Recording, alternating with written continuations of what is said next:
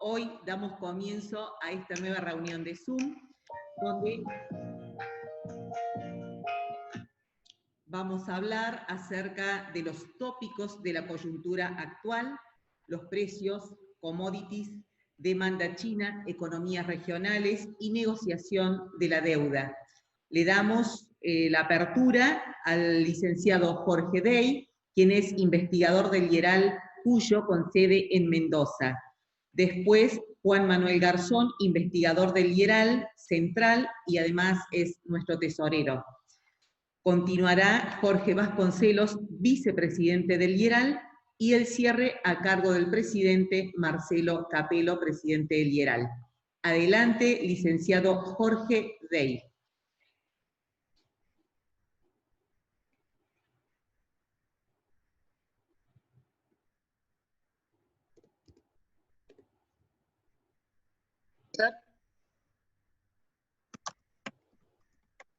Jorge Dey. Ahora sí me escuchan. ¿Cómo están todos? Voy a poner las filminas. ¿Cómo hago para colocar unas filminas? Y eso lo tienes que hacer vos porque no puedo... Sí, no, yo lo puedo hacer, pero es como que... Ahí está, listo. Y ahora me aceptó. Gracias. Bien. Entonces, déjenme solamente...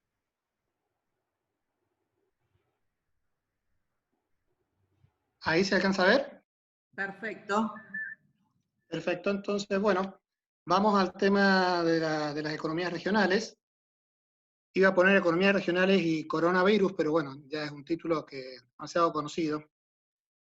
Lo que voy a hacer es, un comentario sobre las economías regionales. Por ahí las economías regionales se ve de dos formas. Algunos consideran las economías regionales como el de cada provincia, donde consideramos todas sus actividades, y otros consideran economías regionales solamente actividades típicas de la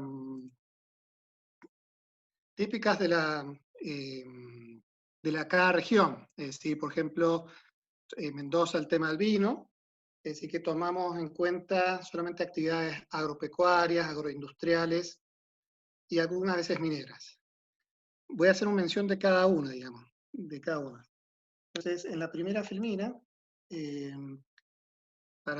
primero lo que voy a hacer es, la idea es saber una idea del impacto del coronavirus sobre las regiones. Entonces, una primera idea es agrupar las provincias en tres grandes grupos.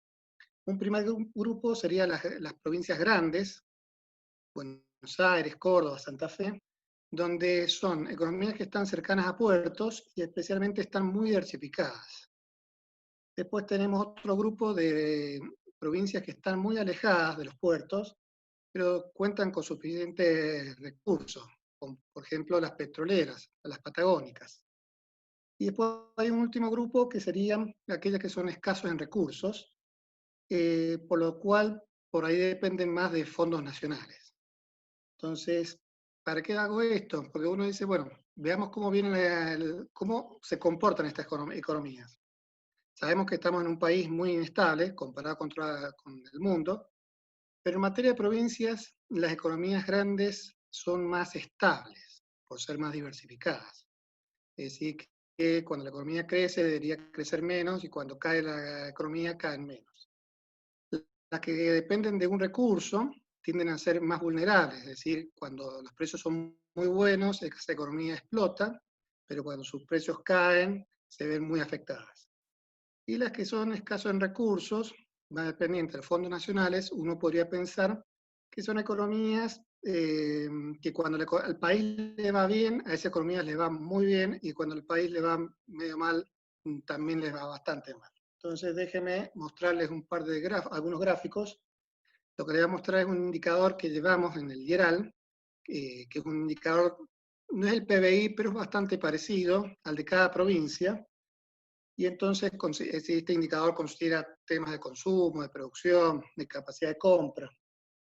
Entonces, fíjense, periodo 2003-2013, una época donde hubo una un crecimiento fuerte. En el 2012 y 2013 se estanca la economía, pero la masa salarial continuó creciendo.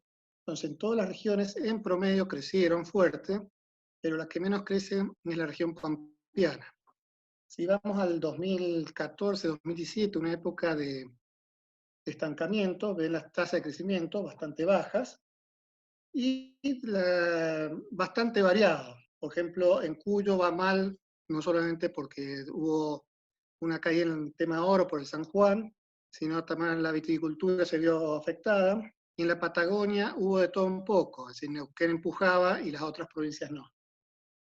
Y en el periodo recesivo 2018-19, lo que vemos que la región, todas caen, todas las regiones caen, pero la pampeana cae en menor ritmo. ¿Qué es lo que quiero destacar de acá? Es decir, como les digo, toda la economía argentina tiene sus movimientos, pero como la pampeana es más estable. Entonces, esta situación, 2018-19, justo después de eso llega el coronavirus.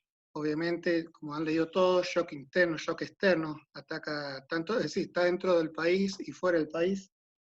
Y justo aparece cuando los gobiernos están sin ahorros, es decir, varias provincias, creo la mayoría, gastó de más en el 2019 por la época electoral, aunque se le cayeron los ingresos, es decir, que varios gobiernos están sin ahorros, sin financiamiento, y llega luego de una recesión, es decir, que varias provincias están como, le llega el coronavirus en mal momento, especialmente desde el norte. Con esa idea uno dice, bueno, ¿y qué es lo que puede ayudar? Bueno, generalmente cuando hay crisis, lo que ayuda son el sector externo. Bueno, hemos dicho que el sector externo también se había afectado, pero entonces en ese sentido, déjeme ver el tema de los precios internacionales y ver si alguna provincia se está viendo más favorecida que otra. Entonces, en materia de precios, primero muestro una tendencia en el mundo. En el mundo tenemos últimos 4 años, lo que está en colorado son los precios de los alimentos. Vienen con sus variaciones, pero viene cayendo lentamente. Lo que llama la atención es el aumento en granos. Ese tema se lo voy a dejar a Juan Manuel. Pero en granos de los últimos meses lo que ha crecido fuerte es el precio del arroz, así que debe estar vinculado con los chinos. Bueno, entonces, a ver, esta caída lenta de los alimentos es razonable, especialmente ahora los países, la gente tiene menos ingresos, entonces paga menos. Veamos otro caso de energía y metales básicos. Bueno, lo de energía es lo del petróleo, por eso tiene una caída muy fuerte. Metales básicos también cae fuerte en abril del 2020. Y después en metales preciosos es lo que sigue, parece una tendencia distinta. En realidad todos los metales preciosos caen, salvo el oro, que es lo que aparece ahí. Y Miriam, me aparecen unas líneas raras que no sé qué es. No sé, alguien está pintando. No sé si se puede resolver ese problema. Bueno, en metales preciosos lo que vemos es el aumento del oro, en una situación cuando hay inseguridad, incertidumbre, la gente se va al oro. Entonces son comportamientos de los precios bastante razonables. Esto que ocurre en el mundo lo llevamos a Argentina.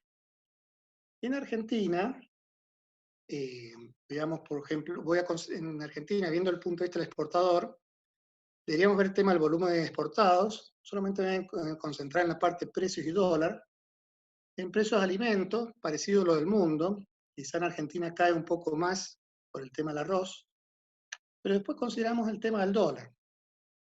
En países generalmente en países donde el precio internacional cae, su tipo de cambio real aumenta, el dólar se encarece, es decir, como que se compensa.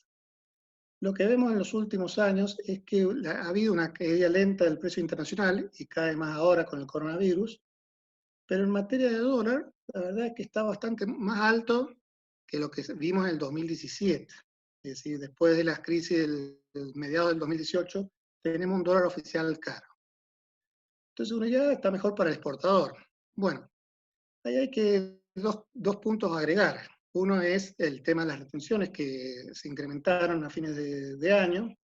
El tema de los cordobeses lo saben bastante bien. Y otro es el tema de la brecha cambiaria. En la brecha cambiaria lo que vemos es, bueno, lo que todos han visto. Es decir, el exportador ve que ese dólar de 70, habría que quitarle las retenciones, no es un dólar barato, es un buen dólar, pero comparado con el dólar blue, la verdad que es interesante. Entonces dice, bueno, quizá puedo detener exportaciones hasta que lleguen momentos mejores. En ese contexto, no sé si siguen viendo estos dibujos, no sé quién ha puesto estos dibujos raros, y vamos a los precios internacionales, vamos ahora directamente a las regiones. ¿Cómo se han comportado los precios, por lo menos datos a Perdón, abril? Jorge, sin Sí. querer debes estar apretando una tecla, entonces te pido por favor volver a compartir esa página. Dale, hagamos así. Hago así y vuelvo a compartir.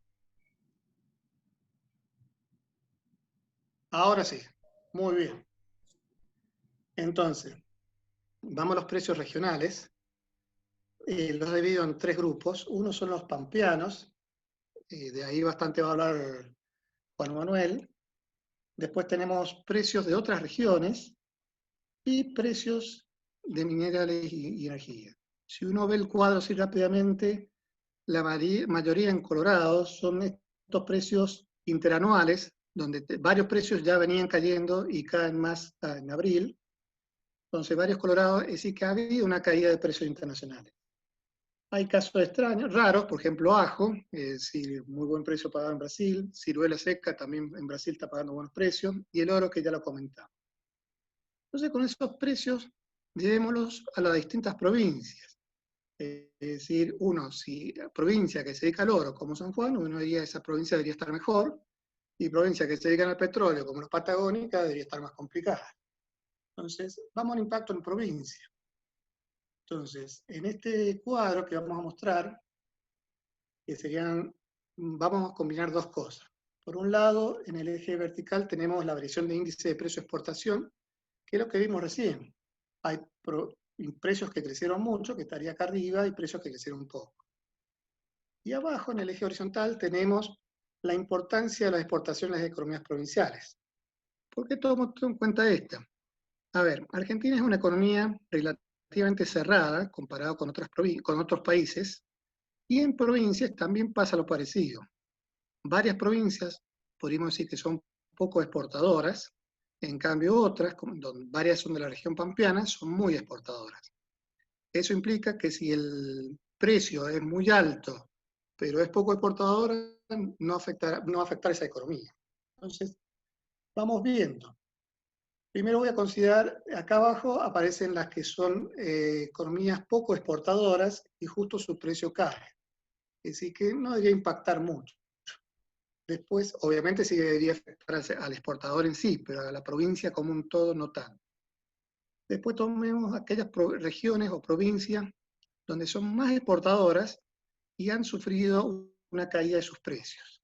Y por último, tenemos aquellas que son muy exportadoras y aparte su precio crece fuerte. Entonces, vamos mostrando algunos.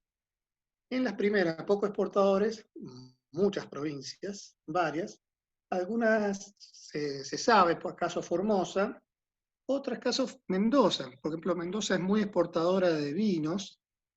Como provincia parece poco exportadora, pero es muy exportadora de vinos, pero en vinos, para los que conocen, es un negocio especial.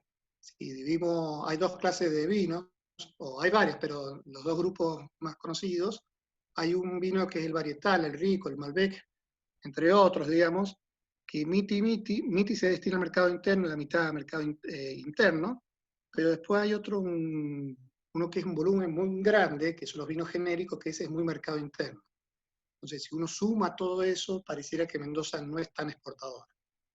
Después vamos a otras, donde son muy exportadoras, pero sus precios han caído, notorio lo de Chubut, y otras, al revés, son muy exportadoras y sus precios mejoraron. Entonces, si uno ve ese cuadro, ¿qué es lo que ve? Bueno, San Juan, notorio, es decir, le ayuda el precio del oro, Chubut, mal, llama la atención, no aparece Neuquén, es decir, Neuquén sería una de las provincias que ha estado de moda por el tema de vaca muerta, no aparece en el gráfico. Neuquén, hace 20 años, la mitad de sus exportaciones era petróleo, después fue cayendo y ahora ha vuelto o venía repuntando la producción de petróleo, pero todos quedan en el mercado interno. Es decir, aunque no aparezca en el gráfico, la caída del precio del petróleo obviamente le impacta fuerte. Algo parecido pasa en Santa Cruz, no aparece como muy exportadora en petróleo, pero en realidad sí es una gran, petróleo pesa mucho. Las provincias pampeanas han tenido caída de precios, pero no es tanto, es decir, como que quedan en el medio. Entonces, unos comentarios finales. Obviamente, han visto los diarios, el comentario del barril criollo. Ahora el petróleo, bueno, está alrededor de los $30 el barril, aún a ese se considera muy bajo, y el gobierno ha propuesto esto del barril criollo de venderlo más caro, a 45, dándole como un aire a algunas provincias que son muy vulnerables, muy dependientes de un solo producto, como las Patagonias. Obviamente muchos dirán que con eso no alcanza, bueno, pero es un aire. Otro comentario es la Brasil dependencia. Varios productos regionales dependen de Brasil.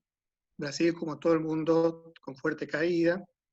En los 4 meses que tenemos de datos, no ha habido caída en importaciones de Brasil, pero sí en abril, caída del 15%, pero principalmente la caída en autos, no hemos hablado de él, pero en algunos otros productos, en algunos sube y otros baja. Por ejemplo, muy bueno en ajo, el sector ajero en Mendoza, muy bueno.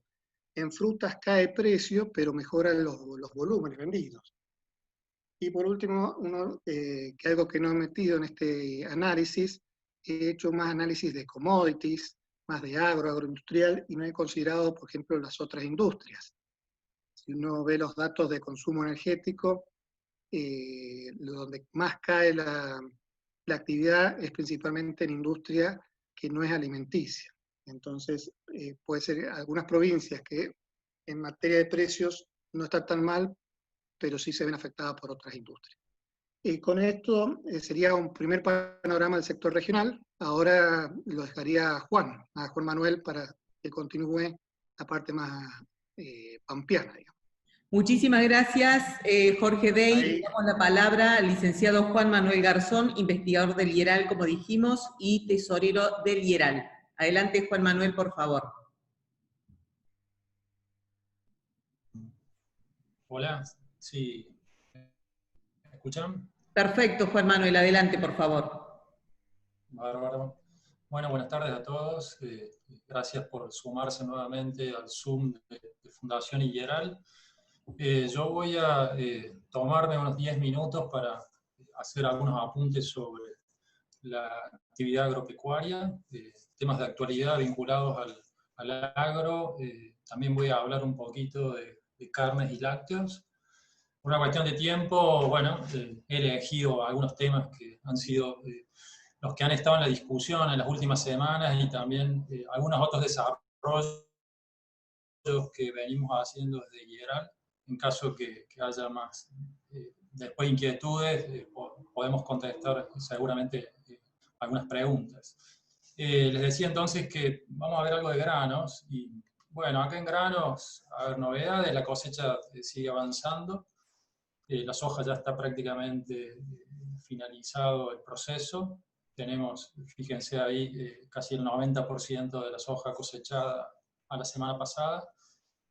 El maíz viene un poquito más por detrás, las siembras son más tardías, pero se está consolidando ya el número de 100 millones de toneladas aproximadamente de estos dos granos, lo cual es una buena cifra. La verdad que es un muy buen volumen. Recordemos que el año pasado, que fue un récord histórico con rindes excepcionales, estuvimos en 108 millones, tomando nada más que soja, maíz, ¿no? Los principales dos cultivos de verano. Así que bien, avanzando y cerrando la cosecha. Ya se empieza a hablar de, bueno, lo que se va a hacer en el próximo ciclo, ya se empieza a discutir sobre la siembra de los cultivos de invierno, y ahí el trigo destaca. La buena noticia es que las primeras proyecciones que está habiendo, en este caso de la Bolsa de Cereales de Buenos Aires, evaluando distintos factores, bueno, ellos creen que en una primera aproximación podríamos tener un área sembrada muy importante de trigo, incluso un área récord. Se está combinando buen agua en los campos, condiciones climáticas esperadas bastante buenas, y el escenario de precios internacionales también es relativamente bueno. Ahí Jorge recién les mostraba precios de distintos commodities, de granos. Aparecía el trigo como uno de los cereales que mejor había y estaba pasando la pandemia. Así que, bueno, ojalá que esto se concrete. La siembra está arrancando en estos días. Vamos a ver en las próximas semanas cómo va evolucionando. Les decía que la cosecha de soja ya está prácticamente terminada, de maíz está muy avanzada. Y una de las cuestiones que siempre en este momento miramos y empezamos a discutir es qué capacidad tiene la cosecha para mover a la economía, para traccionar sobre otras actividades, para generar actividad económica. Y bueno, eso depende de varios factores. Uno de ellos, que es central, por supuesto, es del ingreso de los granos al circuito comercial, digamos, a la economía, la famosa comercialización de los granos, que en estos últimos días se ha hablado mucho. Yo les quiero mostrar cómo estamos y cómo estábamos el año pasado, ¿sí? Bueno, ahí en pantalla tienen el ciclo actual y el ciclo del año pasado, pero lo que vamos a ver en esta primera diapositiva es solo lo que fueron ventas en pre-cosecha, es decir, lo que el productor fue vendiendo de manera adelantada antes de llegar a marzo, cuando arrancan las labores de cosecha. Y ahí, bueno, pueden ver que el ciclo actual, el 19-20, tenía un volumen ya de grano vendido a fines de febrero muy importante, ¿sí? Soja, maíz, más de 20 millones de toneladas. Si miramos el ciclo pasado, el año pasado, estábamos en menos de la mitad. Es decir, lo que pasó es que los productores, anticipaban un posible cambio de escenario en materia de política tributaria, etcétera, a partir del nuevo gobierno, y adelantaron muchas ventas, ¿sí? Entonces, llegaban a cosecha con mucha mercadería vendida. Cuando arranca la cosecha, entramos en la segunda fase, que son estos últimos meses, y lo que está pasando ahora es justamente lo contrario a lo que había sucedido antes. El ciclo agrícola actual con relativa poca venta en estos últimos meses, fíjense, marzo, abril y mayo, y el ciclo del año pasado, con muchas ventas en cosecha y en estas primeras semanas de post cosecha. Acá tenemos hasta primera semana de mayo ventas mensuales. Entonces, a ver, cuando uno ya toma todo el ciclo, llegamos a mayo, lo que vemos es que en el ciclo actual ya se lleva vendido con precio cerrado más grano, más maíz y más soja que el año pasado, ¿sí? Tenemos 30 millones de toneladas en los dos granos contra 25 el año pasado. Es decir, uno podría decir que en realidad los productores han acompañado hasta al menos la primera semana de mayo más al gobierno de Alberto Fernández en lo que es la decisión de venta que al gobierno de Macri el año pasado. ¿Sí? Esto es importante por algunos comentarios y algunas decisiones que está tomando el gobierno nacional en los últimos días. La otra cuestión que influye, o otro de los factores que influye en esto de qué impacto tiene la cosecha es cuánto valen los granos en relación a otros productos de la economía, el famoso poder de compra. Entonces les quiero mostrar el poder de compra de la soja. Hoy la soja está en 14.300 pesos aproximadamente en mayo. Comparémosla contra otros periodos. Fíjense, acá tienen, está dividido, es un recorrido histórico, las últimas presidencias. Tenemos los primeros meses de Alberto Fernández, tenemos un Macri 1, un Macri 2, ¿sí? Hubo dos etapas claras en el gobierno de Macri en lo que fueron precios de commodities, precios internos. Si uno compara entonces la soja, el precio actual contra el pasado, estamos mejor que en la etapa Macri 1, los 2 primeros años del gobierno de Macri, pero el precio está por debajo de casi todas las otras etapas y periodos de años anteriores, ¿no? Es decir, no tenemos un gran precio interno de la soja, por lo tanto, la capacidad de tracción es menor a la que podíamos tener o pretender en años pasados. En maíz pasa algo parecido, un poquito más atenuado. Maíz está en 8.159 pesos, precio mercado interno, productor, mayo. Estamos mejor que en la época de Cristina Fernández II, en promedio, es decir, el segundo mandato de Cristina, y mejor que en la época, en los 2 primeros años de Mauricio Macri. Pero si comparamos también contra otros periodos, bueno, estamos por debajo. En el caso del maíz, la brecha con respecto a los mejores años no es tan importante como en soja. Hay que recordar que el maíz tiene un derecho de exportación que es bastante más bajo que el de la soja. Lo que sí preocupa en el maíz es un poco la tendencia, ¿no? Fíjense que a comienzos de año teníamos un precio interno, un poder de intercambio muy superior en este cereal, y se ha deteriorado mucho en las últimas semanas. Ahí ha tenido que ver la pandemia, el coronavirus.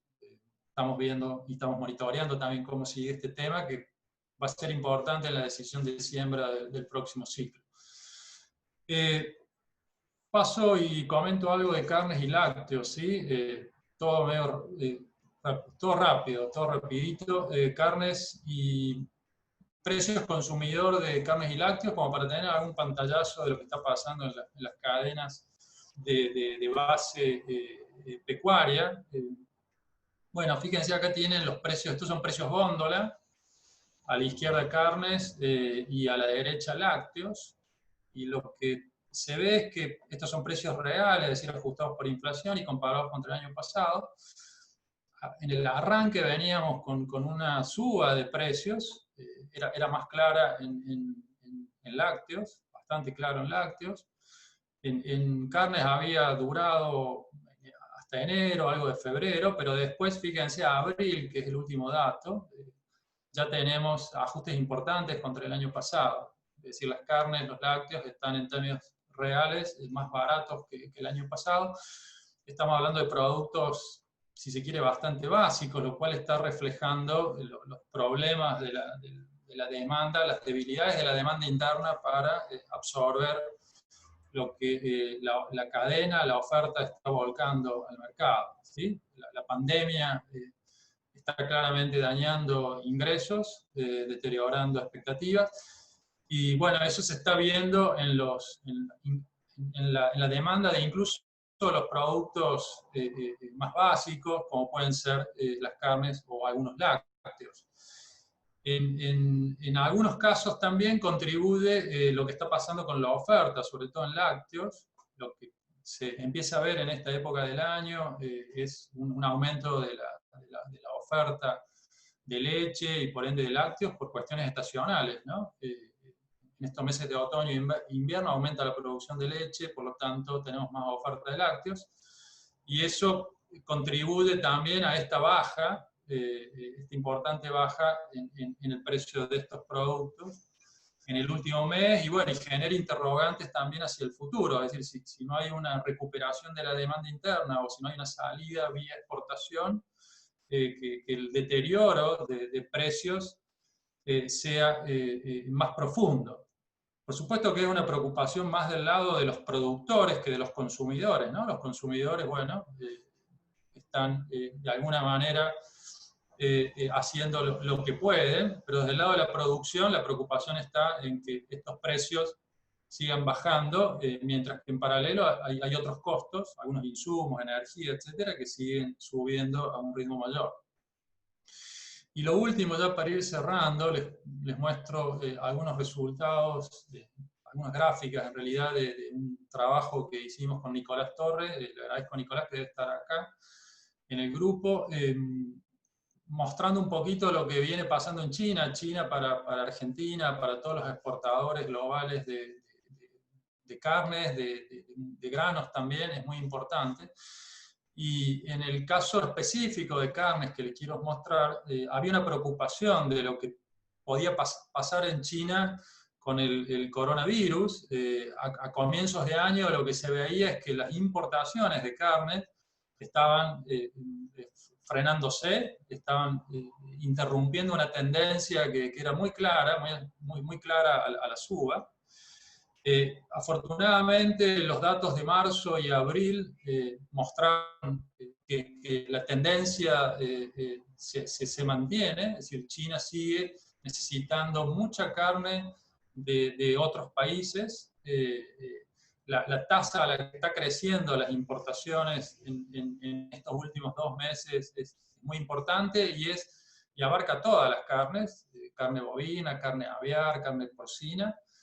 Así que esto es una buena noticia por el lado de la demanda externa, que al menos uno de nuestros socios comerciales, que en realidad es el más importante en varios productos, entre ellos la carne bovina o la carne aviar, se está recuperando. Acá la última gráfica que les dejo es el market share que tiene Argentina en el mercado chino comparado con el de Brasil. ¿Sí? Argentina acá a la izquierda, Brasil a la derecha.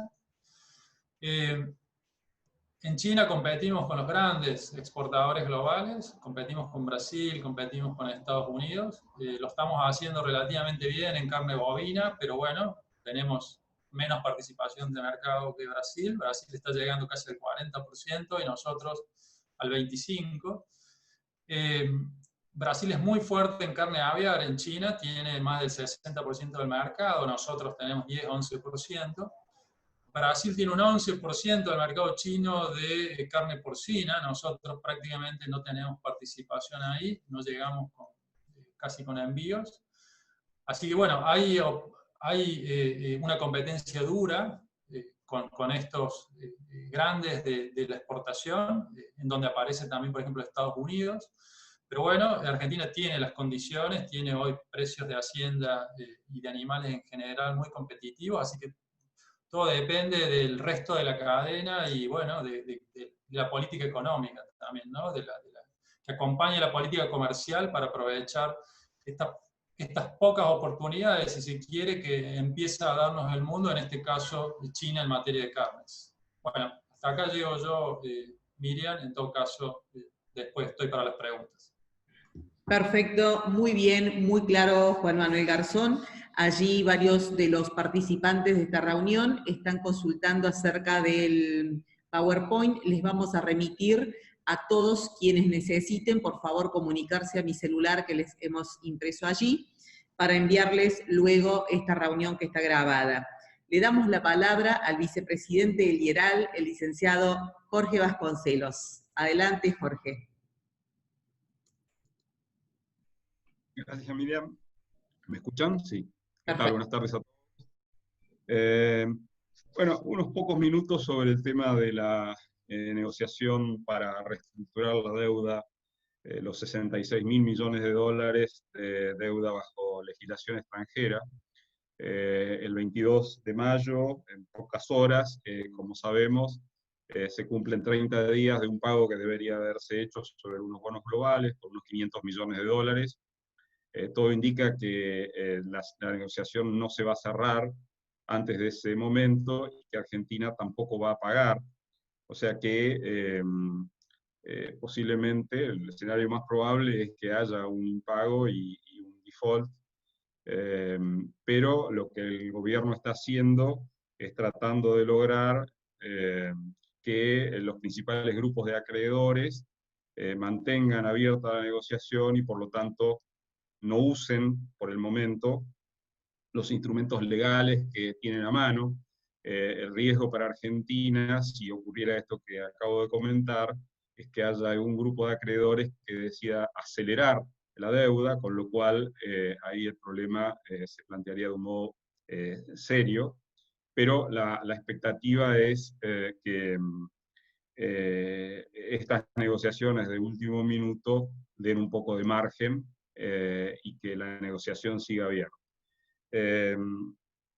Yo creo que hay que tener en cuenta que hemos llegado a esta situación con una Argentina muy debilitada en su posición negociadora, muy debilitada, por dos razones. Primero, porque el Banco Central ha estado perdiendo reservas, la brecha cambiaria cerca del 100% es, digamos, un elemento muy dañino para el funcionamiento de la macro. Y segundo, porque la primera propuesta que se hizo alcanzó una adhesión de acreedores inferior al 15%. Distinto sería el caso si esa primera propuesta hubiera alcanzado, digamos, un 55% de votos, con lo cual hoy la negociación sería muy distinta, habría acreedores que estarían teniendo temor de quedar afuera si es que si estuviera mejorando la primera propuesta que logró en ese escenario teórico un 55% de adhesión. Con esta brecha cambiaria, con reservas del Banco Central que han estado cayendo, y con una adhesión de menos del 15%, obviamente el tiempo nos está jugando en contra en esta negociación, y si ocurre que este 22 no se pagan los 500 millones, vamos a tener la espada de Damocles de una eventual aceleración, con lo cual también los tiempos van a ser muy, muy acelerados. ¿Por qué se llegó a esta situación? Bueno, se llegó a esta situación yo creo que por dos motivos. Por un lado, porque faltó astucia en la forma en que se presentó la propuesta y los números que se hicieron. Y segundo, porque no había visión de futuro en la propuesta. Es decir, parecía una propuesta hecha para un país que estaba condenado a tener otros 10 años de estanflación, como han sido los últimos 10 años de estanflación. Es decir, no hay un plan económico subyacente en la propuesta que se hizo, y por lo tanto esa propuesta entró en una especie de círculo vicioso de profecía, de profecía autocumplida. Un país que no va a poder pagar tampoco va a tener el entusiasmo de los acreedores para sacarlo de la convocatoria de acreedores, haciendo la analogía con los casos del sector privado. Entonces, esos dos problemas, no sé, Miriam, si tenemos el cuadro para mostrar.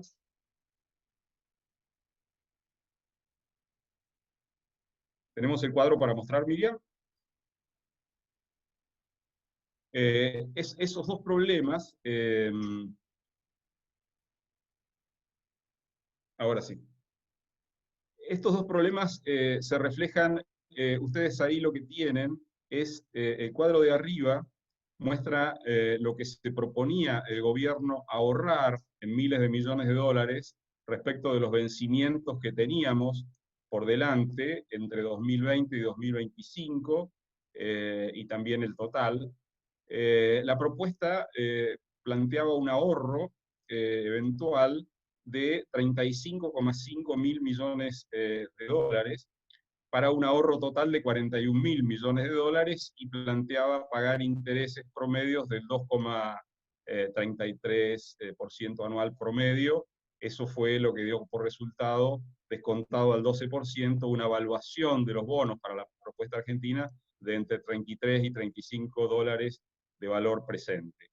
Ahora, la contrapropuesta de uno de los grupos que tiene aparentemente el mayor poder de fuego en la negociación, que reúne un 25% de los votos de los acreedores, la contrapropuesta que hizo este grupo, que se hizo pública de acuerdo a información periodística en las últimas horas, le planteaba a la Argentina que el ahorro para el periodo 2020-2025, en lugar de ser de 35 mil millones, fuera de 25 mil millones, que el ahorro total fuera de 18 mil, es decir, que parte del ahorro del periodo 2020-2025 se devolviera en el periodo posterior, que la tasa de interés en lugar del 2,33 fuera del 4,44%, y eso da un valor presente neto, siempre descontado al 12%, de entre el 47 y 60 dólares, de acuerdo al tipo de bonos.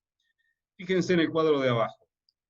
Lo que teníamos eran vencimientos actuales vencimientos, de acuerdo a los bonos que hoy están en circulación en el mercado, vencimientos entre 2020 y 2025 por 37,6 mil millones de dólares, o sea, por casi 38 mil millones de dólares entre intereses y amortización de capital.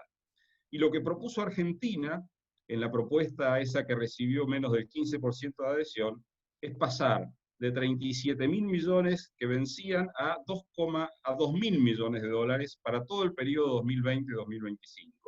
Y lo que hace como contrapropuesta este grupo, que supuestamente tiene el 25% de los votos, es que Argentina pague entre 2020 y 2025, entre intereses y capital, básicamente intereses, 12 mil millones de dólares. Es decir, 25 mil millones de dólares menos de lo que vencía en estos años, de acuerdo a los contratos de los bonos emitidos, pero solo 10 mil millones de dólares más que lo que había propuesto la Argentina en el momento inicial. Es decir, si uno se imagina que Argentina, en vez de proponer esos 2.000 millones para el periodo 2020-2025, hubiera propuesto 6.000 millones, y una tasa de interés a lo mejor un punto más de lo que propuso, probablemente este escenario de tanta debilidad que hoy tenemos no se hubiera producido, o sea, hubiera habido un grado de adhesión mucho mayor al que se efectivizó. Entonces, el comentario final es que es posible que Argentina pueda seguir negociando y pueda lograr avances, pero lo más probable es que si logramos cerrar un acuerdo con los acreedores, nos va a terminar saliendo más caro,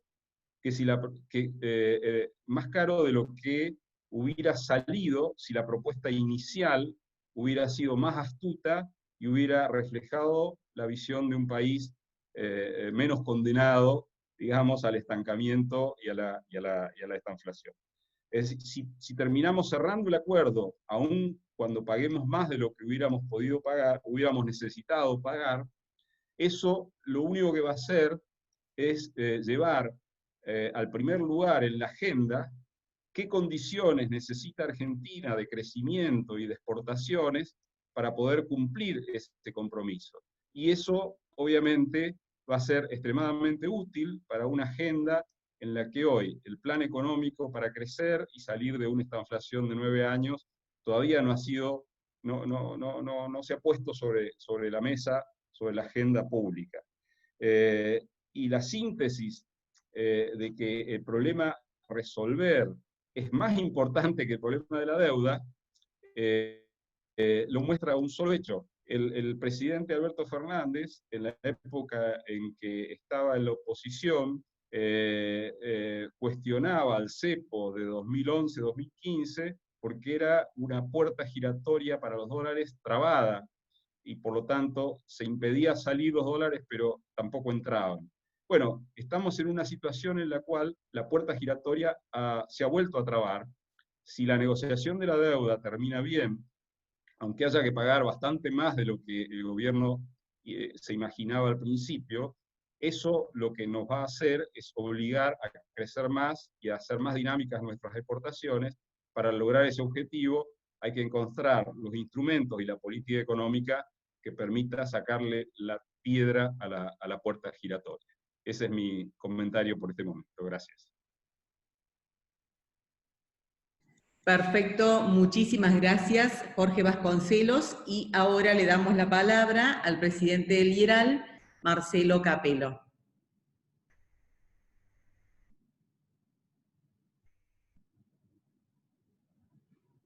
Marcelo. Sí, hola, buenas tardes.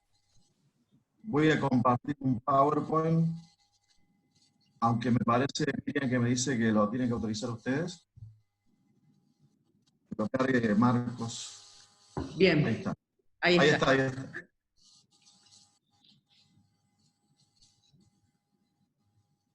está. Voy a tocar algunos tópicos de la macroeconomía de Argentina, menos específicos que los que fueron desarrollando Jorge, Juan y Jorge, que se concentraron en aspectos bien puntuales. Vamos a comenzar mostrando este gráfico de un trabajo que publicamos la semana pasada. En este caso fue Marcos Cohen y Fernando Kuhn, que nos mostraban a través de la herramienta de Google la movilidad a los lugares de trabajo de la población en varios países. Ahí está Argentina como la línea negra de guiones, en una situación intermedia, o más parecida, por ejemplo, a la de Colombia, con una cuarentena bastante estricta, donde una reducción fuerte de la movilidad de las personas para movilizarse a trabajar. Por ejemplo, hacia finales de marzo había caído en casi 70% la movilidad de las personas a dirigirse a trabajar, similar a Colombia, y bastante menos que lo que había ocurrido, por ejemplo, en Brasil, Chile y Uruguay, donde esa movilidad había caído un 40% aproximadamente, o en Corea del Sur, donde solo había caído el 10%. Sí vemos que después Argentina fue flexibilizando, la línea de guiones se va un poco para arriba y termina más parecido a Chile, acá en los primeros días de mayo, con los últimos datos disponibles, y sería un aislamiento social intermedio con respecto a los otros países. Pero bueno, suficiente como para que, por supuesto, la mayor parte de las actividades económicas tuvieran caídas y los ingresos de la población, ya sea por menor empleo, pero especialmente por caída del ingreso real, por la inflación, por sectores que están sin actividad con el personal suspendido y que por ende pagan un salario del 5% respecto de lo habitual. Podemos ver, por ejemplo, que en marzo la masa de ingresos de los asalariados privados fue 7,5% menor al año anterior. Esta masa salarial real es lo que define en gran medida el consumo, sobre todo el consumo de no durables, pero que en marzo y abril, con los descuentos o con salarios que suelen estar en el orden del 75% en algunos sectores, la masa total salarial va a tener caídas de hasta cerca del 20% en términos reales, descontando la inflación. Y por eso la actividad, el consumo cae, no hay ninguna duda, además de que la gente no puede ir a trabajar en algunos sectores. Esperamos que esto, en la medida que se siga flexibilizando, la caída de los ingresos reales sea menor en los meses posteriores, pero si las condiciones sanitarias no mejoran, podemos seguir teniendo algunos meses como abril y mayo. Y acá tenemos varios índices de actividad económica desde enero del 19 en adelante, datos mensuales, y vemos cómo la economía argentina es una economía que casi se recupera, entre comillas casi. Después de la caída del 18, parecía que en el 19 nos íbamos a recuperar. Normalmente eso ocurre al año siguiente de una devaluación de la moneda local, y ya se había empezado a ver hacia abril, mayo, algunos números en verde, o sea, con subas, o amarillo, que estaban cerca del cero, pero ya acercándonos a las elecciones presidenciales, sabemos, volvió a subir mucho el dólar, y eso hizo caer de nuevo la actividad, la mayor parte en rojo. Luego, ya del efecto de las elecciones, ven cómo noviembre, especialmente en el periodo diciembre-enero, empieza a haber algunos casilleros en verde, o sea, algunos sectores con mejorías en su actividad mensual. Estoy hablando de estos 2 meses, algunos amarillos, algunos verdes, y ya después viene el coronavirus y de nuevo todo en rojo. Casi nos recuperamos hace 2 años ya, pero seguimos en rojo, y ahora además con números generalmente negativos y de 2 dígitos, caídas impresionantes en algunos casos, como por ejemplo el índice Construya, que es construcción privada, una caída del 75% en abril, o la producción de autos con una caída absoluta durante abril. Por eso ya las estimaciones indican que hacia el final del año, con suerte, la caída del PIB puede estar en torno al 7-8% en Argentina, en el escenario optimista. Y en el mercado cambiario subió mucho la brecha cambiaria y está prácticamente al nivel de las mayores brechas que tuvimos en el año 2013-2014, cuando había llegado también a cerca del 80%. Hemos llegado ya rápidamente, con pocos meses de nuevo gobierno, a una brecha similar. Entonces la pregunta que nos hicimos fue decir, bueno, pero el dólar oficial ya está muy barato nuevamente, se ha apreciado mucho el peso, ya está nuevamente en un nivel inviable el dólar oficial, para que suba tanto el dólar informal. Para eso vimos tres tipos de cambio reales, que es contra, el primero es contra el dólar de Estados Unidos, el peso contra el dólar, después el peso contra el real de Brasil y después contra una canasta de monedas. Y vemos primero contra el dólar, perdón, esta era la firmina, que contra el dólar a valores actuales, o en realidad este fue un cálculo de la semana pasada, el dólar, el peso contra el dólar está prácticamente al nivel del promedio de los últimos 20 años, que sería 61 pesos, o sea que incluso estamos 6% arriba del promedio de los últimos 20 años. No quiere decir que el promedio de 20 años sea un dólar de equilibrio, pero nos da un parámetro. Contra 40 pesos que estaba el dólar en diciembre del 2015, o contra 42,50 en diciembre del 2001, estaría ahora en 65. No parece un nivel muy bajo. Si lo vemos contra el real de Brasil, sí acá vemos que nos estamos ubicando prácticamente un 26% por debajo del promedio de los últimos 20 años. Estaríamos en 11,5 y el promedio de 20 años da 15,6. La cotización del peso contra el real a valores actuales. Allí sí vemos que nuestro peso está caro con respecto a la moneda de Brasil. Y finalmente, contra una canasta de monedas, contra las que Argentina comercia, esa canasta de moneda tendría ahora, contra el valor de 65, el promedio de los últimos 20 años estaría en 71 pesos, o sea que contra la canasta de monedas estaríamos un 8% por debajo del promedio de 20 años.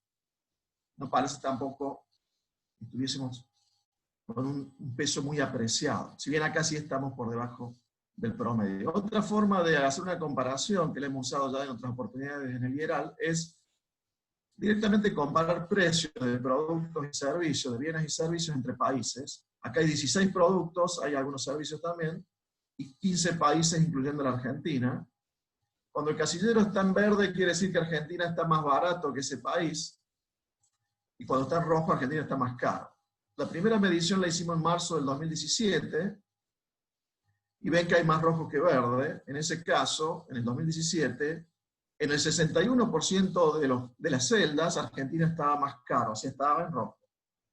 Por eso en el 2017 sí uno veía un tipo de cambio que estaba relativamente bajo, si lo veíamos desde el punto de vista de la competitividad de costos y de precios. Luego en el 2019, ya con un dólar mucho más alto, prácticamente todo pasó a estar en verde. Argentina estaba solamente en un 8% de las celdas más caros que los otros países, que son los que están en rojo. Solamente estábamos todavía relativamente caros en agua mineral de 1,5 litros y en algunos textiles, como un vestido. En la gran mayoría del resto, Argentina muy barato. Y este año, hace 2 semanas atrás, volvimos a medir, en mayo, Argentina tiene algunos rojos más, unos cuantos rojos más. Quiere decir que ahora estamos más caros que los otros países en el 26% de los casos. O sea, nos hemos encarecido un poco respecto al año pasado, pero todavía estamos bastante más competitivos que en el 2017. Recuerden que acá juegan la inflación de Argentina, la inflación de los otros países, los tipos de cambio de Argentina y de los otros países. En el caso de Argentina se usa el tipo de cambio oficial para transformar los precios en pesos en dólares. No parece tampoco en mayo del 2020 que el dólar en Argentina ya esté de nuevo muy barato, o que el peso esté de nuevo muy caro. Entonces la suba del blue, del informal, se debe más que nada a expectativas hacia el futuro. El hecho que se está emitiendo de nuevo mucho dinero y que se va a seguir emitiendo mucho y se va descontando en los mercados de que la situación de la inflación y y del dólar oficial a futuro va a tener cambios y por ende se van anticipando. Además, por supuesto, de lo que puede influir la negociación de la deuda, sobre lo cual recién nos hablaba Jorge Vasconcelos. Y ahora, para terminar, un poco cómo puede seguir la economía de Argentina una vez que se vaya superando desde el punto de vista sanitario el problema del coronavirus. Lo voy a analizar diciendo primero cuáles son las condiciones que se podría esperar en dos escenarios y qué implicaría eso en términos de algunas variables económicas. En términos de los condicionantes, nos ubiquemos en principio el año que viene, que si hay suerte y lo sanitario ya ha mejorado, por ejemplo, porque ya hay más concretamente una vacuna o se está cerca de tener la vacuna, que ya empecemos a ver si la economía se va a recuperar o no. Inicio del año que viene. ¿Qué va a cambiar respecto de cuando inició el gobierno de Alberto Fernández? Que vamos a estar ya mucho más cerca de una elección. Cuando él comenzó tenía 2 años para recuperar la economía y llegar, 1 año y medio para llegar a una recuperación en las elecciones. Ahora va a tener mucho menos tiempo, va a haber más ansiedad. Va a depender también, me parece, de cómo sigue la historia de la imagen de Alberto Fernández. Si él sigue con una imagen alta, positiva, como la que tiene ahora en medio del control de la pandemia, es más probable que tenga más paciencia para tener un plan económico relativamente moderado, como lo fue su inicio, que fue más moderado que el que se esperaba a priori. También va a depender mucho si estamos en default o no.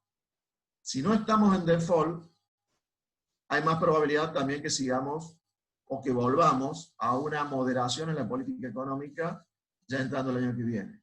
¿Y cómo va a estar el mundo? Si el mundo va a estar más cerrado o no se va a cerrar tanto, como algunos dicen, después de la pandemia o que se vaya superando el efecto sanitario de la pandemia. En el caso de que Fernández llegue con una imagen relativamente buena, sin default y con un mundo no tan cerrado o medianamente abierto, mi previsión sería que vaya hacia una política moderada, que este déficit fiscal que está subiendo tanto este año luego baje, porque así se lo está prometiendo la negociación de la deuda. Estamos suponiendo que se arregló el tema de la deuda y no estamos en default. Que se aplique una política monetaria para bajar la inflación, es decir, que ya no se emita tanto y incluso se vaya sacando el excedente monetario de estos meses, que se cuide la competitividad cambiaria en términos de que en algún momento el dólar oficial vaya subiendo al menos como la inflación, y con un nivel de proteccionismo intermedio. Ahora, si con la cercanía de la elección la imagen no es tan buena como la actual del presidente, o sea, si se deteriora de acá a principios de año, si estamos en default, sin financiamiento, en default, ni tampoco para el sector privado, y si también se cierra un poco más el mundo, como consecuencia de la pandemia, es muy difícil exportar,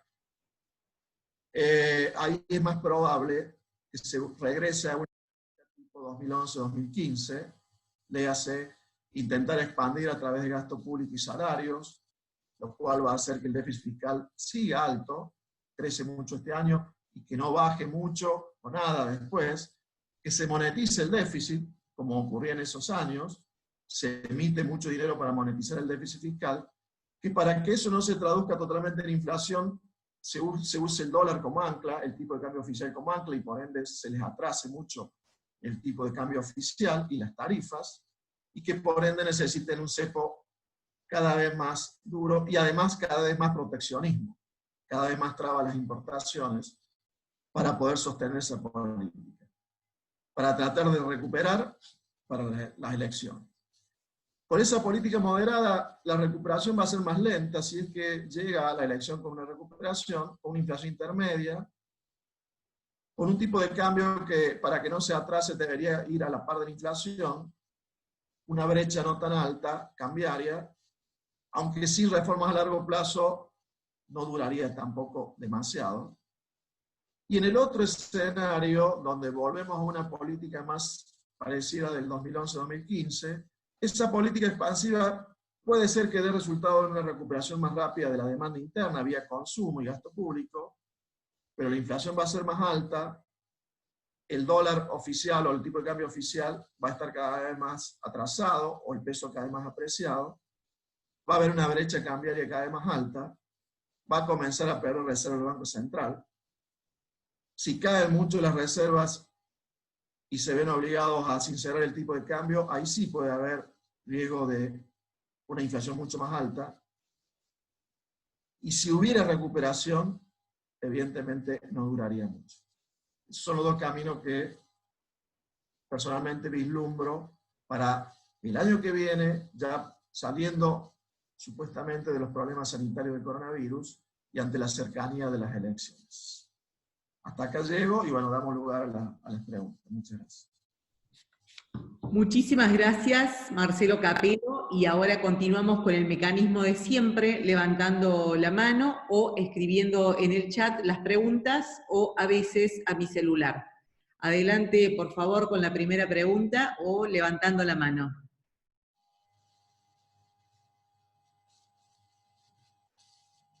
Bueno, mientras se preparan, les informamos que el próximo martes, ya les vamos a remitir la invitación, va a hablar el licenciado Gustavo Reyes, economista jefe del IERAI Cuyo, con sede en Mendoza, quien nos hablará sobre las perspectivas económicas. Martes 26 de mayo, 14:30 horas, y después les pasamos la invitación del IDI sobre la plataforma Zoom.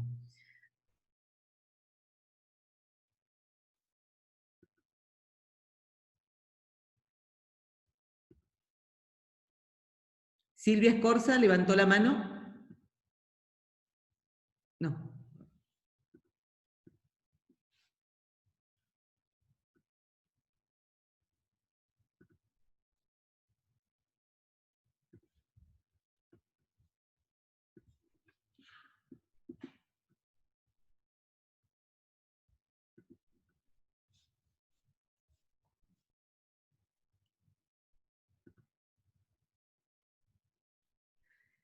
Ha estado todo muy claro, aparentemente, porque nadie levanta la mano. Así es que, bueno, a ver, para Capelo, sí, de Gustavo, ¿se podrá dar un escenario intermedio entre los dos últimos planteados?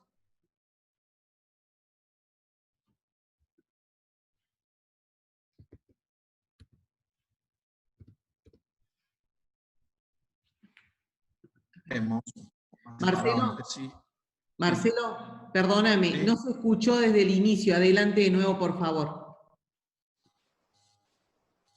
Sí, puede haber, por supuesto, siempre un escenario intermedio. Uno lo que trata de mostrar son dos escenarios opuestos. El intermedio sería un mix de lo que antes habíamos pasado. De todas maneras, el que yo en todo caso puse como un escenario optimista, era un escenario moderado, de políticas que necesitarían de reformas estructurales para que a largo plazo pudieran resultar en crecimiento económico. Es decir, políticas que no traerían posiblemente una rápida y fuerte recuperación, pero si se lograra, para que pase a ser crecimiento económico, necesitarían de reformas, ya sabemos cuáles son: la laboral, el tema del déficit previsional, la tributaria, etc. En todo caso, esa visión moderada podría ser el escenario intermedio, y habría otro escenario, que sería un escenario donde más rápidamente se va hacia esa política de reformas. Lo que pasa es que políticamente no es tan probable que eso ocurra rápido. Me parece que acá, ante la cercanía de las elecciones, lo más probable son esos dos escenarios que planteé. Si no hubiese elecciones el año que viene, sí uno podría posicionarse como Alberto Fernández el año pasado, cuando comenzó, con 2 años de plazo ante la próxima elección, y tener algunos objetivos de más largo plazo. No va a ser lo que puede ocurrir el año que viene, hacia marzo o abril, que es cuando se empieza a definir, febrero, marzo, la política del año para llegar mejor a las elecciones. Bien, perfecto. Muchísimas gracias. Le damos la palabra a la señora Silvia Escorza, que levantó la mano.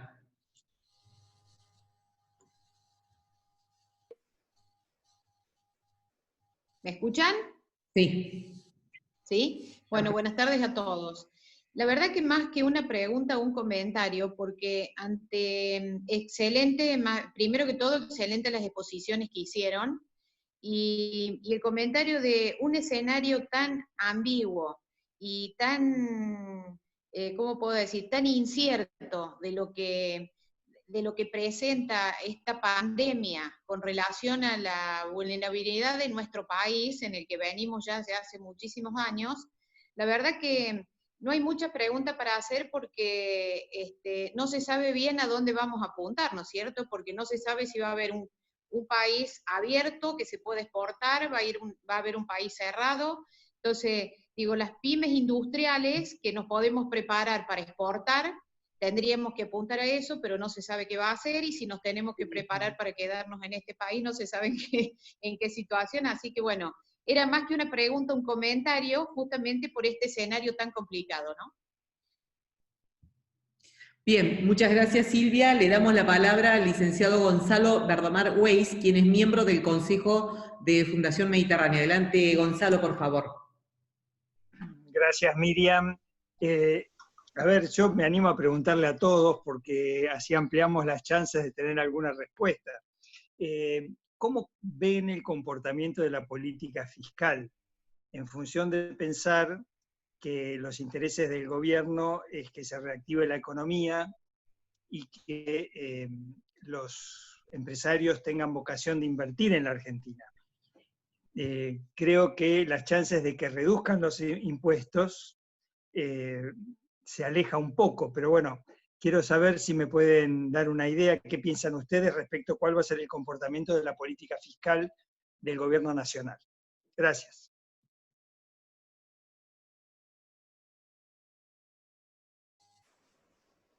Y bueno, sí, lo decía Gonzalo, las chances más altas no son para que exista una reducción de impuestos rápidamente, porque el gobierno tendría que, aún en ese escenario moderado, tendría que mostrar de que después de que este año el déficit fiscal va a terminar entre 4,5 y 6 puntos del PIB, en el caso de que no se demore mucho el control sanitario de la pandemia, al año siguiente estamos de nuevo buscando el equilibrio. Digamos, es un poco lo que se está discutiendo ahora con los acreedores. En la propuesta inicial, lo comentaba Jorge, un punto débil, y nosotros señalamos en una coyuntura hace ya semanas, quizás algunos meses, un punto débil era que recién se prometía superávit y empezar a pagar cuando prácticamente este gobierno se estaba yendo, en el 2023. Es decir, que un país que ya tuvo 8 defaults, que perdió 2 de las últimas 5 décadas en materia económica. Si hablamos de materia política, quizás perdió 3 de las últimas 5, si hablamos de política y economía. Que normalmente se ha pasado el tiempo en déficit fiscal, 70% del tiempo de los últimos 50 años en déficit fiscal, que promete para empezar a pagar la deuda de que lo va a hacer recién cuando el actual gobierno se está por ir, y no es muy creíble. Porque además el acreedor piensa, y el próximo gobierno va a tener voluntad de pago. En ese contexto, el gobierno va a intentar, si es la visión moderada que recién planteábamos, bajar el déficit fiscal después de un año con mucho desequilibrio como va a ser este, y ahí las chances de que haya baja de impuestos van a ser mínimas. Me parece que en todo caso, si en algún momento reaparece esa chance, que es algo que también me parece en el gobierno de Macri se tendría que haber tenido en cuenta, de haber privilegiado la baja de impuestos donde más se necesita, si queremos exportar, que es lo que necesitamos hace décadas, exportar mucho más, concentrar la política tributaria, las mejoras de la política tributaria, sobre todo en el tema de la competitividad. Para la baja probabilidad de que ocurra algo con los impuestos, en todo caso que sea apuntando a ese objetivo. Pero la verdad que no le veo mucha chance por el contexto actual, por la ideología de algunos de los parte de los que componen el gobierno, el hecho de que se vaya a hacer una reducción tributaria hay que asignarle muy baja probabilidad. Muchas gracias. Le damos la palabra al señor Juan Pablo Borioni y después se prepara el señor Emilio Feldman. Adelante, Juan Pablo.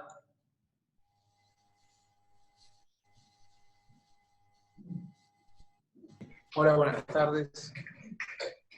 Mi consulta es para el licenciado Vasconcelos. ¿Se escucha? Sí, perfecto.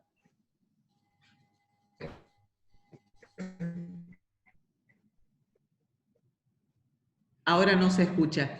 Bueno, se la leo. Mire, la consulta mía es si de acuerdo considera que si se hace una reclamación de la deuda pública, dígamela por favor, porque no. Sí, del estudio Borioni, A ver si me escucha ahora. Sí. Juan Pablo Borioni, del estudio Borioni para el licenciado Vasconcelos. ¿Qué capacidad de pago va en Argentina de la deuda con este gasto público? ¿Qué tal? ¿Qué tal, Juan Pablo? El tema es que digamos, la realidad va a imponer opciones, me parece. O sea que no hay como mucho espacio, lo que decía Marcelo, de los dos escenarios, y la inquietud de Silvia sobre por qué tenemos que pensar siempre en esos términos. Yo creo que tiene que ver con el hecho de que estamos en una situación de mucha fragilidad, y por ende los escenarios intermedios son como poco duraderos. Yo creo que ese es un poco lo subyacente de nuestros análisis. En un escenario de fragilidad, los escenarios intermedios no son duraderos y obligan a tomar posición y tomar opciones. Entonces, la composición del lugar que yo tengo es que en algún momento de este segundo semestre, el gobierno va a ver que las presiones inflacionarias son cada vez más acuciantes, y que remedios como congelar precios o digamos, ese tipo de instrumentos, al generar más distorsiones, en realidad son remedios que duran muy poco. Entonces, creo que frente a presiones inflacionarias que se pueden acelerar en algún momento del segundo semestre, lo que se va a imponer es la necesidad de adoptar un plan de estabilización que implica que la política fiscal se tiene que retomar el control sobre la política fiscal. Es decir, establecer alguna regla por la cual los gastos suban una fracción de lo que suban los ingresos a lo largo de 2021, 2022, o sea, una fracción algo menos que 1 respecto de la suba de ingresos, y modificar el régimen cambiario. El régimen cambiario se ha convertido en una especie de Frankenstein, con esos 4 tipos de cambio relevantes: el dólar soja, el dólar oficial, el dólar ahorro y el dólar CCL o blue, que realmente está trabando la puerta giratoria y no se va a destrabar con pequeñas correcciones. Entonces, un plan de estabilización donde se dé una señal clara respecto de que el gasto va a crecer por debajo de la recaudación, aun cuando la convergencia demore muchos trimestres, pero una tendencia clara y un rediseño del esquema cambiario, podría aproximarnos un poco más al escenario más positivo dentro de los problemas que planteaba Marcelo. Yo no veo la posibilidad de sostener escenarios intermedios por mucho tiempo. Y creo que me extendí un poco y no fui al corazón de la pregunta concreta, pero me parece que hay que poner en contexto los análisis en función de esto que acabo de mencionar. Muy bien, gracias. Vamos con el señor Emilio Feldman de FADEAC, es Transporte de Carga. Adelante, por favor.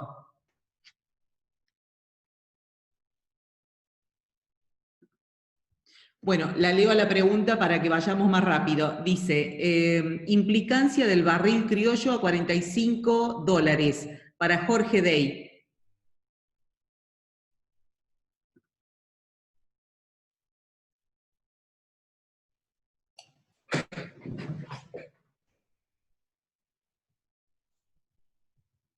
Jorge Dey.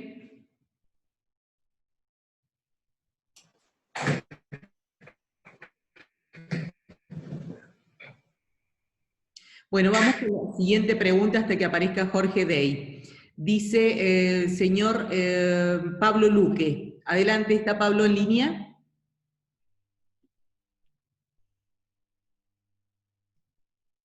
Leo la pregunta. Dice, buenas tardes, ¿el desdoblamiento cambiario necesariamente empujará el tipo de cambio oficial a la suba? Creo que esa es para mí. Bueno, en realidad lo que decía antes, o sea, si uno mira cuál es el precio del dólar en el mercado oficial hoy, 69 pesos, y lo refiere a agosto, septiembre del año pasado, para no ir tan lejos, considerando el multilateral, es decir, considerando lo que se ha devaluado el real, el peso chileno, etcétera, en el periodo, uno hoy necesitaría un dólar comercial en torno a 82, 83 pesos para tener el mismo poder adquisitivo que tenía el dólar en agosto, septiembre del año pasado. Pero si uno hoy llevara el dólar de 69 a 83 como única medida, probablemente eso afectaría mucho las expectativas, o sea, sería como ver al gobierno corriendo de atrás el problema. Para llevar un dólar oficial a un nivel como ese, que repito, es solo una referencia que estoy tomando, no es que esté diciendo que ese dólar esté bien o está mal, sino simplemente tomar algo objetivo de un pasado cercano.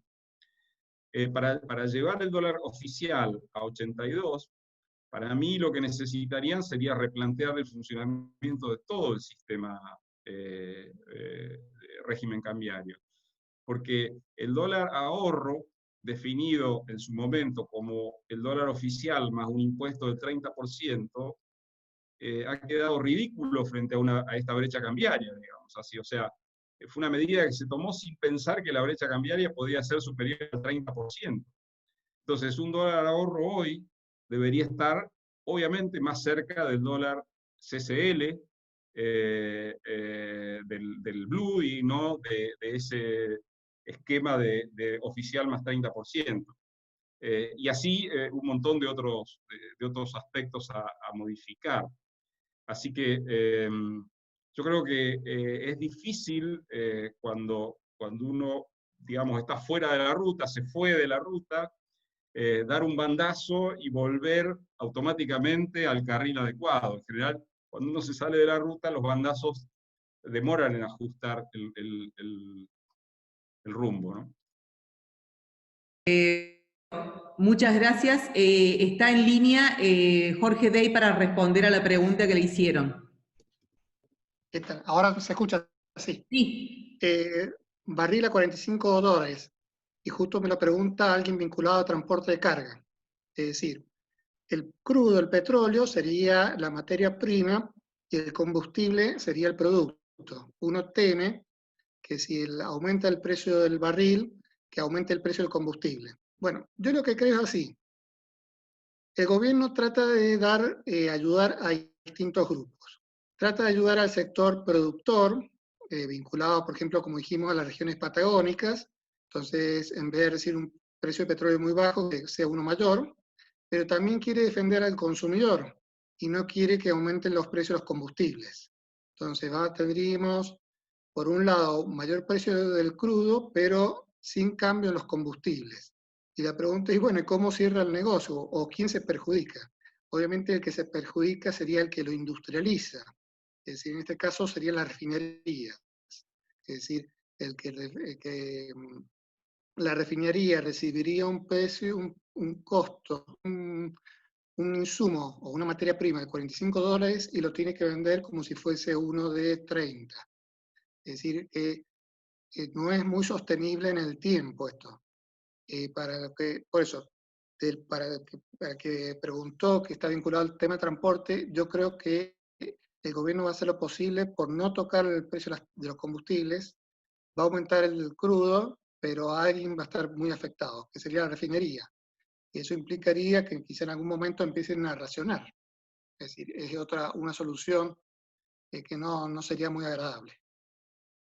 Perfecto, muchas gracias. Ahora le damos la palabra al señor Guillermo Noriega, se prepara el señor Cacha Vigliani y después Sergio Cerricho de Infobae. Adelante, Guillermo Noriega. Sí, hola, gracias Miriam. Una pregunta para Jorge Vasconcelos.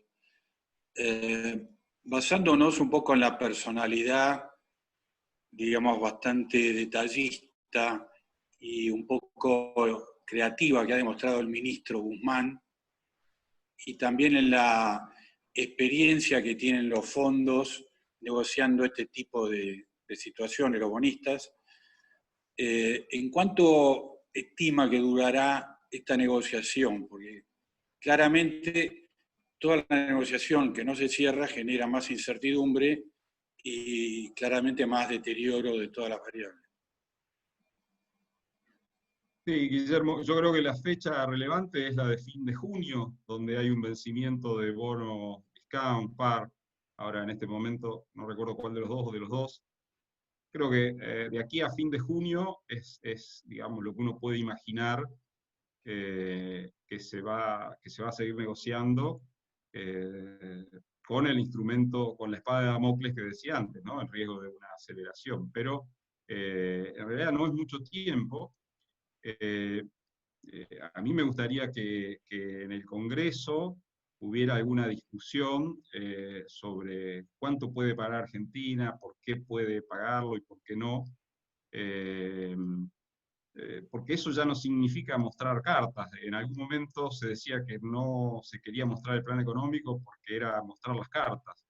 Bueno, las cartas están totalmente sobre la mesa, por lo tanto, yo creo que esa razón por la cual no se exponían los fundamentos que se esperan de la economía ya ha quedado, ya no sirve como excusa o como razón para no hacerlo.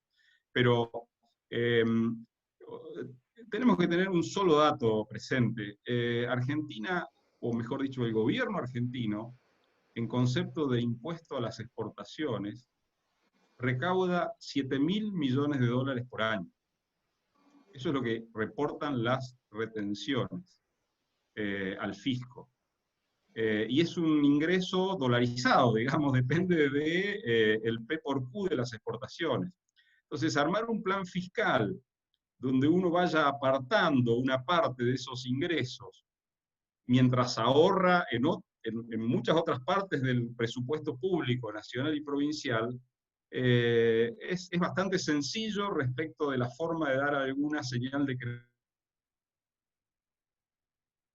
credibilidad a de los acreedores, que era la que planteaba Marcelo antes, el hecho de que algunos gobiernos se pasan la pelota al siguiente y entonces nunca se sabe, digamos, si el próximo gobierno, digamos, va a respetar o no los compromisos. O sea, hay muchísimos mecanismos para poder darle mayor certidumbre a esta negociación y a este proceso.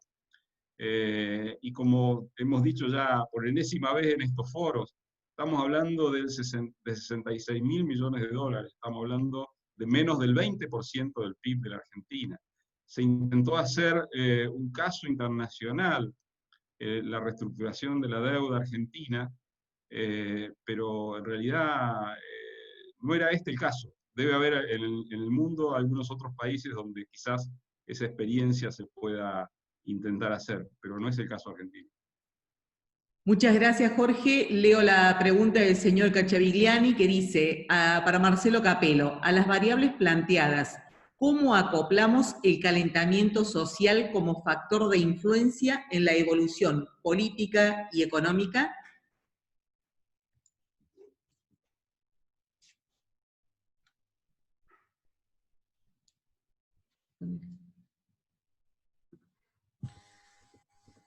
la situación social y los reclamos sociales, por supuesto que pueden influir en la política económica.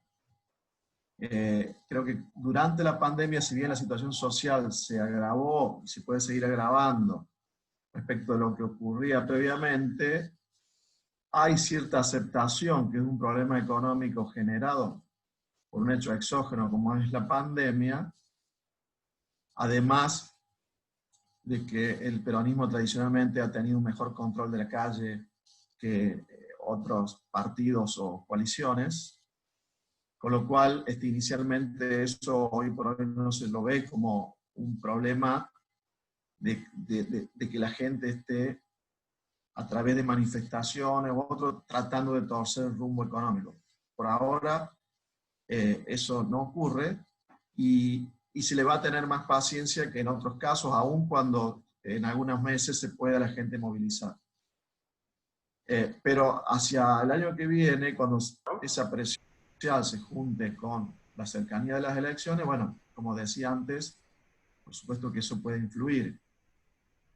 Pero sería volver un poco al análisis que hice anteriormente, de las condiciones iniciales, de cómo está el gobierno en su imagen, si la imagen está alta, con menos mejora económica le puede alcanzar para que le vaya bien en la elección y por ende ser moderados. Si la imagen está más abajo y mal la economía, van a tener más necesidad de recuperar más rápido la economía y eso puede llevar a una política expansiva de gasto público, de salarios privados, para recuperar la demanda y consumo, que en el caso que se produzca, mucho no va a durar por la situación inicial y las condiciones posteriores, como por ejemplo el nivel de las reservas que tiene el Banco Central, que son de nivel intermedio.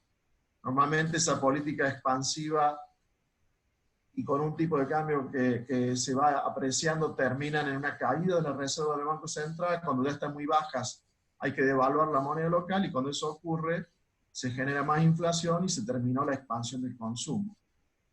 Por eso, si hubiese esa recuperación a partir de la demanda social, si se hace sobre una base poco sólida, no va a durar. Muchas gracias, Marcelo. Vamos con las últimas 3 preguntas. Le damos la palabra al señor Sergio Cerricho del grupo Infobae. Se prepara el señor Javier Pizado y por último Álvaro Gómez Pizarro. Adelante, Sergio Cerricho, por favor. Gracias. ¿Se escucha? Perfecto. Sí, para Jorge, en parte en 2 preguntas ha tocado parcialmente el tema, pero dada la brecha, la grandísima brecha que se vio en ese cuadro que exhibiste, Jorge, entre la oferta argentina y la contraoferta de BlackRock y compañía, ¿te parece justificado este optimismo de las últimas 48 horas acerca de que habrá acuerdo? La verdad es que no sé responder la pregunta. Lo que sí entiendo es que de 33, que fue la propuesta original, quizás si hubiera habido una oferta de 45 en ese momento, estoy hablando de valor presente neto descontado al 12%, estaríamos en ese escenario de 55, de votos positivos en el momento del conteo, estaríamos en otra situación. Con el voto positivo de menos del 15% de los acreedores a la propuesta original, esa propuesta de 33 es difícil que uno pueda pensar que se va a resolver con 43. Lamentablemente vamos a tener que estar más cerca de 50. Lamentablemente digo como contribuyente en el país que tiene que pagar las deudas. Pero no me imagino que se pueda arreglar por menos de 50 de valor presente. Pero entiendo que hay mucha ingeniería financiera para lograr que ese 50 se pueda dosificar a lo largo del tiempo, ese 50 de valor presente se pueda dosificar a lo largo del tiempo. Creo que en realidad la ingeniería financiera permitiría resolver este interrogante. No sé si es eso exactamente lo que querías preguntarme, Sergio. No. Sí, es una respuesta en el sentido de que lo que estás diciendo es que en todo caso se puede explicar este veranito, esta mejora, asumiendo que el gobierno va a mejorar bastante la oferta. Pero en ese caso habría que pensar si esa mejora de la oferta implica fiscalmente, etcétera, pero sí, es básicamente lo que quería preguntar. Perfecto, gracias. Muchísimas gracias. Le damos la palabra al señor Javier Tizado.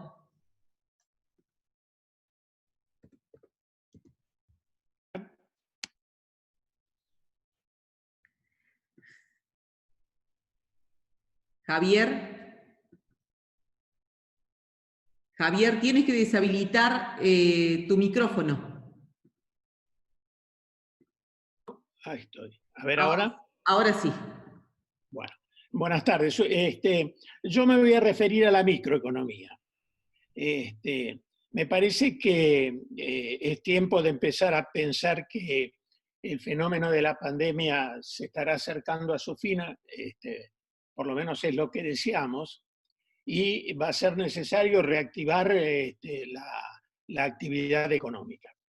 En ese sentido, un rol prioritario lo tienen las exportaciones, y en particular las exportaciones de bienes industriales, que son bienes de alto valor agregado en general, y que generan trabajo, que generan empleo. Hoy la exportación industrial tiene retenciones. Hace varios años, unos cuantos años, hubo una medida de política económica tendiente a impulsar la exportación industrial, que fue alentar a las exportaciones incrementales de productos industriales. Esa medida aplicada hoy, a través de la eliminación de la retención industrial, generaría exportación incremental con beneficios fiscales. Es decir, ¿por qué? Porque el contenido fiscal de estos bienes es de mayor magnitud que las retenciones. Es decir, es una política reactivante, es una política sin costo, con beneficio fiscal. No entiendo por qué no se está empezando en medidas de este tipo. Bueno, Argentina, en nuestra visión, necesita desde hace tiempo exportar mucho más, con valor agregado. Recuerda nuestro trabajo de Argentina competitiva, productiva, federal, no solamente exportar granos, bienes primarios, sino bienes con valor agregado. Es el desafío desde hace décadas en Argentina, porque normalmente crecemos solo hacia el mercado interno, y en algún momento se nos acaban las reservas en el Banco Central y se terminó la expansión. Sube el dólar, cae el consumo y hay que volver a empezar. Todo porque exportamos poco y crecemos sin exportar más. Entonces tiene que haber una política de Estado para exportar más y con valor agregado. Dentro de esa política de Estado, por supuesto, no tiene que haber retención a las exportaciones industriales y bajar también algunas de las otras que pueden estar desfasadas, porque tienen mucho que ver también con los precios internacionales. También había reintegro más alto a los exportadores hace algunos años atrás. O sea que ahora hay menos reintegros con más retenciones. Y nos parece interesante lo que planteas de un incentivo a la exportación incremental. En algún momento estuvimos chequeando algunos instrumentos tributarios para incentivar la exportación y habíamos visto algunos países que lo hacían. Incentivan el impuesto a las ganancias, por ejemplo, había beneficios en el impuesto a las ganancias cuando exportabas más y siempre se tomabas de una manera dinámica sobre el aumento de la exportación, no estáticamente, sino sobre lo que vas avanzando en el tiempo con la exportación, en ganancias o en otro tipo de impuestos. A eso me refería hace un rato cuando decía, no va a haber recursos para una reforma tributaria muy amplia, o quizá como la que quiso hacer Macri, que la quiso hacer en 5 años.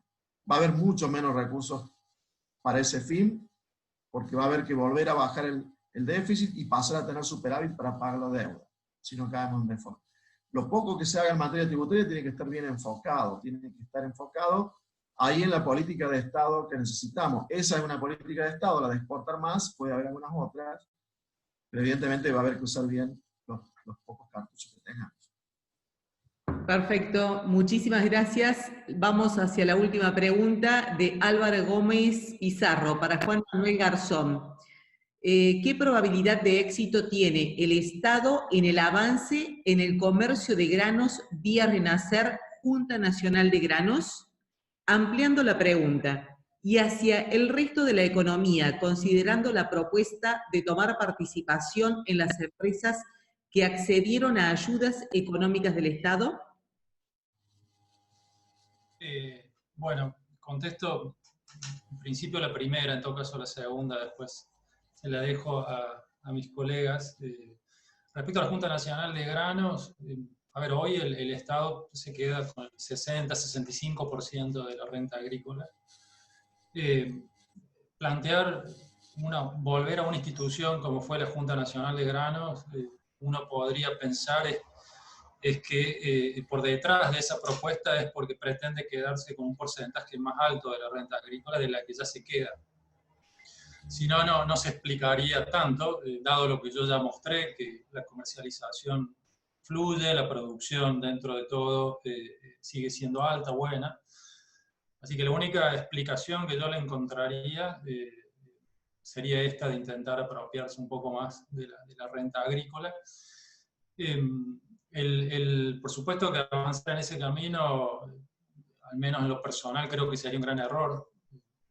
El gran avance de la actividad agrícola de las últimas décadas se dio cuando este tipo de instituciones dejaron de estar, porque claramente penalizaban, castigaban a la inversión agrícola, generaban un contexto de expropiación de renta y de alta incertidumbre respecto al futuro de la actividad. Así que esperemos que sea solo fuego artificio de algún amigo del gobierno, pero que después las autoridades políticas no lleven adelante este tipo de planteo. Tampoco está la infraestructura, ¿no? Para eso.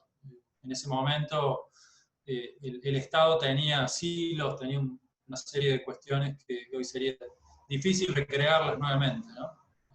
En cuanto a la segunda pregunta, no sé si ahí Jorge o Marcelo quieren contestar el tema de la expropiación. Creo que usaba la palabra Álvaro.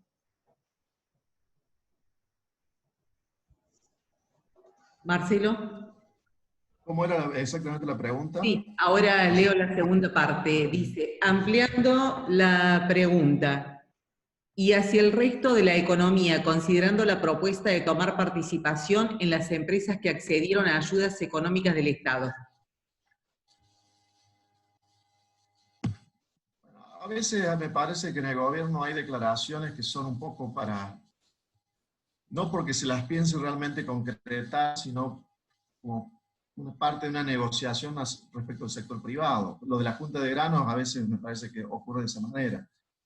Alguien hace una declaración para que del otro lado piensen de que si no se acepta tal medida viene algo peor.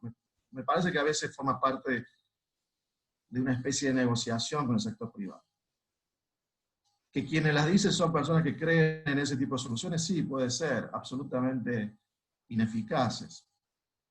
Además, cuando se aplicó la Junta de Granos o ante el IAPI, se usaba para comprar barato y vender más caro en el exterior, cosa que ahora ocurre con las retenciones de las exportaciones. O sea que el hecho de sacarle dinero al sector privado a través de las exportaciones ya existe con las retenciones. Ese objetivo ya lo están cumpliendo. Y el hecho de que haya expropiaciones sería ir decididamente hacia un modelo mucho más intervencionista y similar con el tiempo a lo que luego ocurrió en Venezuela. Es decir, que creo que no hay demasiada gente en el gobierno que piense de esa manera. Prefiero pensar de que son declaraciones para, en cierta negociación que suele existir con el sector privado, de que desde este lado pensemos de que peor sería si vamos hacia esa otra tipo de políticas. No tiene ningún asidero, porque fíjese que lo que se ha planteado es que el gobierno se quede con parte de la propiedad de las empresas a las cuales ayuda a pagar salario. Es una situación en la cual las empresas no suelen juntar el dinero para pagar salarios porque no pueden trabajar, porque hay medidas de aislamiento obligatorio decididas por el sector público para protegernos entre todos en medio de una pandemia. Así no tiene ningún sentido la forma en la cual se lo está planteando. Es el sector público el que no permite trabajar a muchas empresas y que por ende después no pueden pagar los salarios. Desde ningún punto de vista tiene racionalidad. Pensemos qué ocurrió en Argentina cuando muchas empresas eran públicas, no solamente las de servicios públicos. Hubo décadas donde el Estado era propietario de hoteles y un sinfín de empresas de varios sectores y que las manejaba absolutamente mal. O sea que tampoco tiene sentido desde el punto de vista de que se pueda hacer un mejor uso con intromisión del Estado en las empresas de la forma en que se manejan las empresas en la economía. Es una porción que esperemos pequeña del gobierno que gusta de esas soluciones, pero que creo afortunadamente no es lo que se piensa en lo que sería el poder ejecutivo del presidente y su grupo, y dentro de buena parte del peronismo, sino que es un sector, creo, pequeño ideológicamente dentro del gobierno. Perfecto. Bueno, muchísimas gracias a todos ustedes, muchísimas gracias por los mensajes también, y recuerden que los esperamos el próximo martes 26 de mayo a las 14:30 horas. Pronto les remitiremos la reunión virtual vía WhatsApp y vía email. Muchísimas gracias nuevamente a todos ustedes.